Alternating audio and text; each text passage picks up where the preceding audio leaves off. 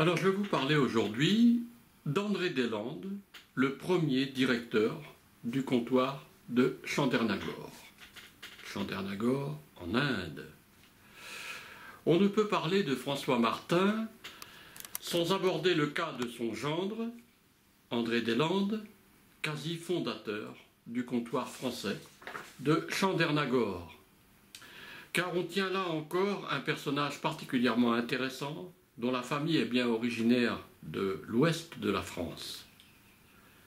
Jean Macquarry, docteur ès-lettres de Panthéon-Sorbonne, professeur à l'université de Fordham de New York, en offre une biographie exemplaire dans son livre « Masques et lumière au XVIIIe siècle ». Dès la première phrase de son essai littéraire, il précise « La philosophie des Deslandes n'est pas une utopie abstraite sortie de la plume d'un homme de cabinet. » Macquarry analyse ici les idées du fils d'André Deslandes, François, écrivain presque méconnu de l'époque moderne, mais tient tout de suite à dire que sa philosophie est de la droite ligne de ses ancêtres tourangeaux. Voilà ce que écrit Macquarry. François Deslandes serait né à Bandel, en Inde. Ce lieu de naissance exotique s'explique par les fonctions que son père, André François, exerçait aux Indes.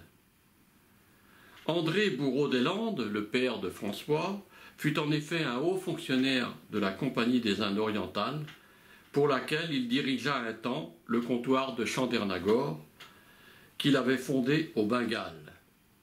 Les mémoires de François Martin, beau-père d'André Deslandes, et donc oncle de François, le père de notre auteur, signalent la présence de ce dernier à Bandel en 1689. Voilà. Donc le décor est placé. François Martin, son gendre André Deslandes et le fils de son gendre, François Deslandes, qui est un philosophe français de l'époque de Voltaire. Et Macquarry ajoute « Ce n'est pas par pure curiosité d'érudit que je vais tracer ici les grandes lignes des carrières de l'oncle, du père et du grand-père d'André François.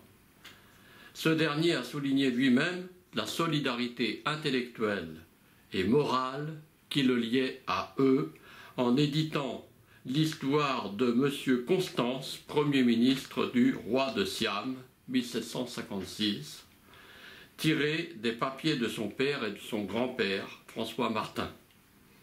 La connaissance des activités de ces trois hommes explique en partie la force de certaines des convictions religieuses et des conceptions politiques et économiques d'André François Deslandes, le philosophe. Et c'est ça qui nous intéresse, parce que ça explique la position de son père et de son grand-père.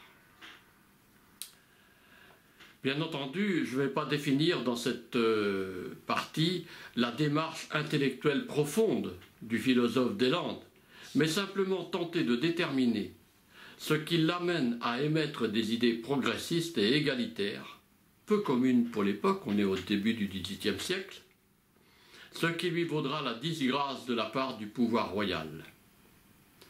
Les Deslandes ne sont pas faits pour vivre dans l'atmosphère feutrée de la cour.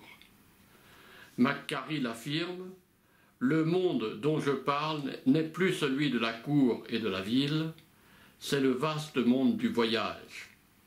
François Martin et André Deslandes ont connu une vie de cosmopolite et ils se demandent, à vivre au cœur de civilisations si différentes de la leur, quel pourrait être le nouveau visage de leur propre pays, la France.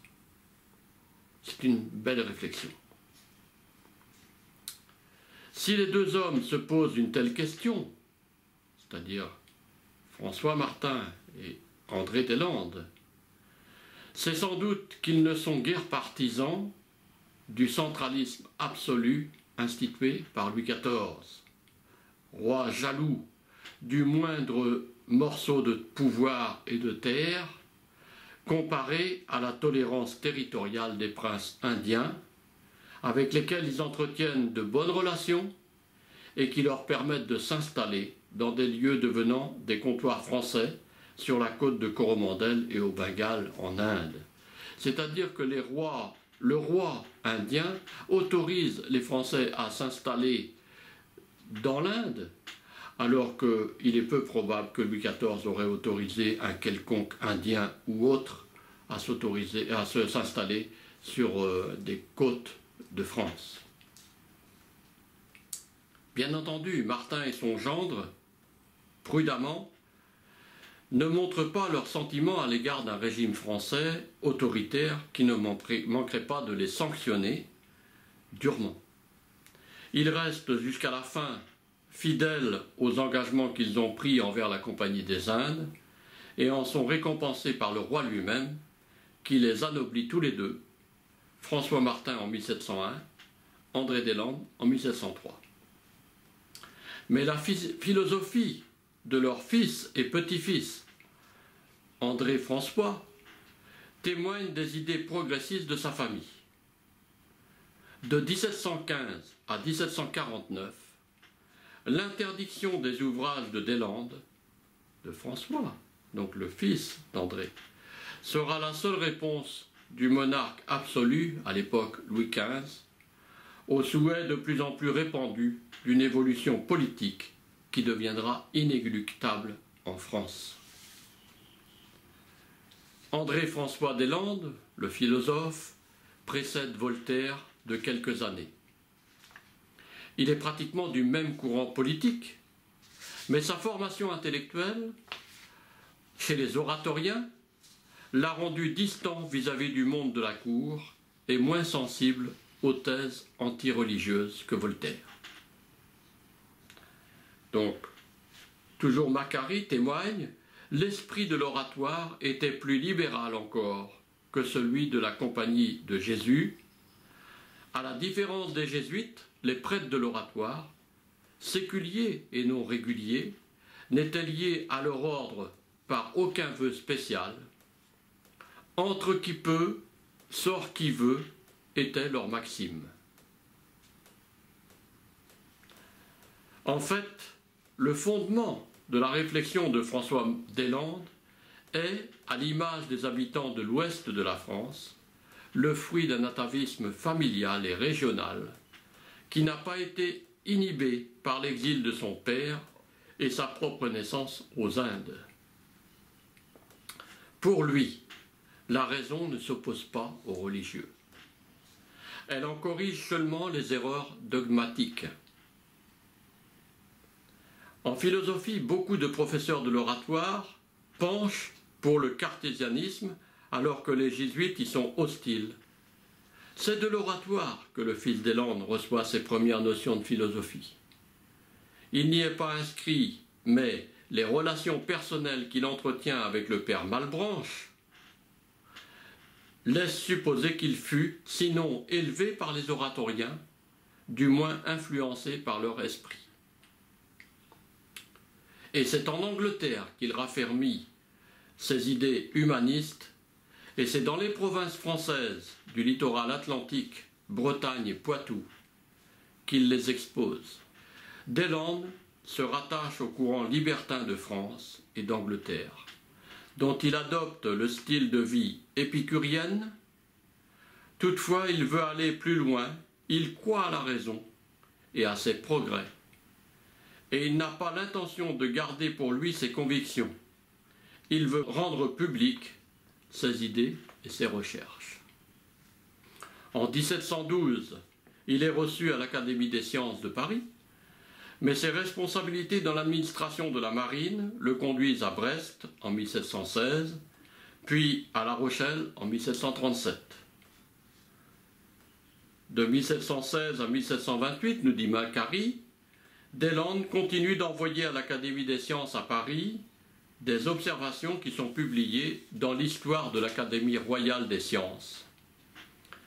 Dès 1716, il envoie des communications à l'Académie de Brest, puisqu'il y travaille, En 1737, il est reçu à l'Académie de La Rochelle, là où il est nommé, et en 1740, il y fera une conférence sur les académies et l'utilité qu'elles représentent pour la société. Il cesse toutefois d'envoyer des observations à l'Académie des sciences de Paris à partir de 1729, et bien qu'on le trouve encore porté comme vétéran sur la liste établie en 1738, il demande à être rayé de la liste. Nous ne savons pas pourquoi, écrit Jean Macquarry. Mais pourtant, on voit bien la raison qui fait que François Deslandes cesse ses envois épistolaires à l'Académie de Paris et demande même d'en être radié. Ses livres sont censurés par le pouvoir central. Il n'a alors d'autre choix que de se rapprocher des solidarités provinciales qui sont celles de sa famille tourangelle. Tout simplement parce qu'il défend les idées qui se rattachent à la civilisation celtique de l'Ouest et non à cette culture élitaire que l'aristocratie franque, donc germanique, entretient à Versailles.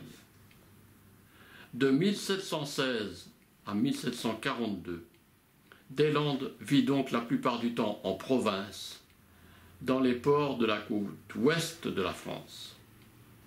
Cet homme qui est né en Inde et y a passé toute son enfance et son adolescence se plaît dans les régions océaniques de la France.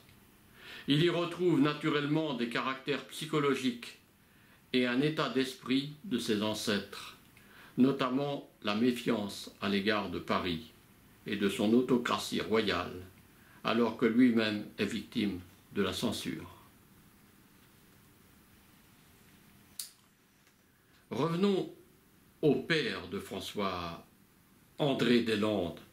Il a rejoint aux Indes son frère Jacques Bourreau, qui se trouve déjà depuis plusieurs années au service de la Compagnie française. Si André Deslandes, qui se fait appeler André Bourreau Deslandes, a un frère s'appelant seulement Bourreau, c'est probablement parce que sa mère a mis au monde un premier enfant naturel avant d'épouser un Deslandes. L'enfant Jacques Bourreau, n'ayant pas été reconnu, porte donc le nom de sa mère, alors que son jeune frère André porte les noms de son père et de sa mère, Bourreau Deslandes. Il arrive à Surat, André Deslandes, en 1676, sur le Vautour, navire ayant fait préalablement escale du 3 au 20 juillet à l'île Bourbon, dont Deslandes laisse dans son journal une description précise et particulièrement enthousiaste. Voilà ce qu'il écrit. « C'est un véritable paradis terrestre. La terre en est si excellente qu'elle produit beaucoup de choses sans les semer. L'air si salubre que lorsqu'un navire y aborde, quelque malade qu'il y ait, il est assuré en 8 à 10 jours de les revoir tous sur pied.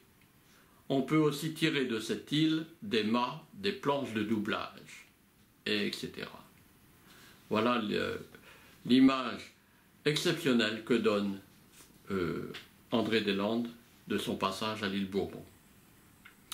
Et à cette occasion, il témoigne y avoir trouvé, en rade de Saint-Paul, le Saint-Robert, donc un oucre, qui aurait débarqué entre autres le père Bernardin de Quimper, dont je parlerai plus longuement dans une autre vidéo. En novembre 1679, André Deslandes est envoyé à Ratchapur, sur la côte de Malabar.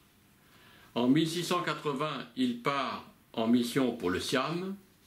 Il se rend à Jutia, capitale du royaume à l'époque, où il est reçu avec cordialité par le roi thaïlandais.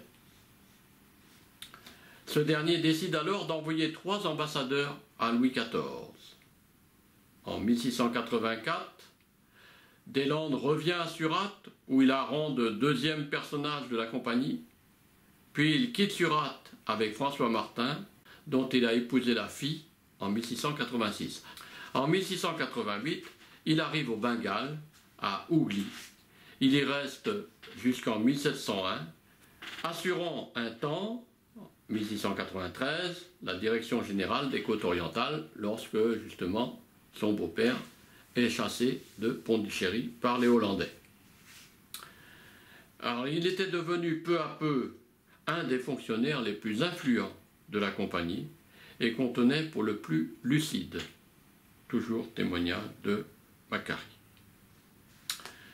Sur à peine une dizaine d'années, il négocie avec le Nabab du Bengale l'autorisation de construire des magasins et un mur d'enceinte à Chandernagore en 1690. Il obtient un firmament permettant à la compagnie française de pratiquer librement le commerce au Bengale en 1693. Alors un firmament, c'est un édit du roi. Il entreprend la construction du fort d'Orléans en 1696 au centre de Chandernagore et fait confirmer son firmament par le Moghol Aurangzeb en 1698. Louis XIV lui-même, dans le discours qu'il fait à l'occasion de l'anoblissement d'André Deslandes en 1703, souligne qu'il s'est rendu si recommandable par son intégrité et sa capacité que 3 ans après son arrivée dans les Indes, la compagnie lui confia, l'an 1679, la conduite de 2 vaisseaux, tant pour aller en divers postes de la côte de Malabar, c'est écrit comme ça, y rétablir son commerce, qui avait été interrompu par la guerre, que pour traiter avec quelques princes. Elle le choisit ensuite pour aller au Siam, l'actuelle Thaïlande, où son habileté lui ayant acquis la confiance du roi, ce prince voulut qu'il restât dans ses états et que la compagnie y établît son commerce. Le sieur Deslandes répondit toujours avec prudence à ce qu'on attendait de lui. Voilà ce qu'écrit Louis XIV. Intègre, capable, habile, prudent. Voilà des qualificatifs élogieux venant du plus haut personnage de l'État. Tout le monde voudrait même profiter des qualités humaines d'André Deslandes, puisque Louis XIV déclare que les ambassadeurs du Siam qui vinrent en France la même année, ayant demandé de la part du roi, leur maître, que le dit sieur Deslandes retournât dans ses états, nous lui enjoignâmes de s'y rendre incessamment. Et, quoique le roi de Siam voulût toujours le retenir auprès de lui, son habileté à terminer les affaires les plus difficiles fit juger que sa présence serait plus nécessaire au Bengale, où on avait le dessein de faire établissement. Et ce roi de France fait la remarque que l'homme est non seulement habile, mais également persévérant, puisqu'il termine les affaires les plus difficiles. Comparé à quelques directeurs de la compagnie et autres marchands qu'on a vus précédemment se décourager au premier obstacle, André Deslandes, comme son beau-père François Martin, et comme son prédécesseur en Inde, François Caron, fait montre à ce niveau d'une ténacité bien celtique. Il acquiert ainsi une connaissance sans pareille de leur métier et des populations qu'ils fréquentent. Ils prouvent également leur capacité à s'intégrer au monde où ils vivent, y adoptant parfois les attitudes et les comportements culturels, sans vouloir à tout prix imposer les leurs propres. Ils s'y font ainsi apprécier et réussissent à y conclure des contrats de commerce avantageux. André Deslandes sait également rester fidèle à ses convictions religieuses et à ceux qui représentent le catholicisme en Inde. Le roi Soleil dit de lui qu'il n'y a aussi rien oublié de ce qui pouvait augmenter la gloire de Dieu et la nôtre. Il a donné aux missionnaires tous les secours dont ils avaient besoin. Enfin, par son adresse et sa sociabilité, André Deslandes, a affermi le commerce de nos sujets par les privilèges honorables qu'il a obtenus du Mogol. Nonobstant les intrigues, les menaces et les efforts des autres nations qui n'ont rien épargné pour traverser nos entreprises, tant de témoignages que nous avons de la sagesse de sa conduite nous ont porté récemment à lui confier l'emploi de commissaire ordonnateur dans l'île de Saint-Domingue, où à cause de l'éloignement, nous avons particulièrement besoin d'une personne d'intelligence et d'une conduite éprouvée. Voilà la déclaration de Louis XIV au moment de son anoblissement en 1603. À cette époque, c'est moi qui le dis, la France est plus intéressée par ses possessions antillaises que par ses comptoirs indiens. Sans doute juge-t-on à Paris qu'il sera plus facile d'imposer l'hégémonie aux populations des Caraïbes qu'à celles de l'Inde. À aucun moment n'est envisagée une quelconque reconnaissance culturelle des autochtones pour un début d'interculturalité. Pourtant, dans le golfe du Bengale, c'est bien ce que met en pratique André Deslandes et le fait estimer des autochtones, ceux-ci souhaitant, pour la plupart, son retour parmi eux, comme le sollicite le roi de Siam auprès de Louis XIV. Ce sera en vain. En 1703, André Deslandes quitte l'Asie pour l'Amérique, où il est nommé commissaire ordonnateur de la marine et intendant de justice, mais également directeur général de la compagnie de l'Asiento à Saint-Domingue en 1704. Il y meurt 3 ans plus tard. Cet humaniste, qui est encore jeune, n'a peut-être pas supporté la responsabilité du trafic honteux de la traite négrière dont cette compagnie, l'Asiento, avait le monopole.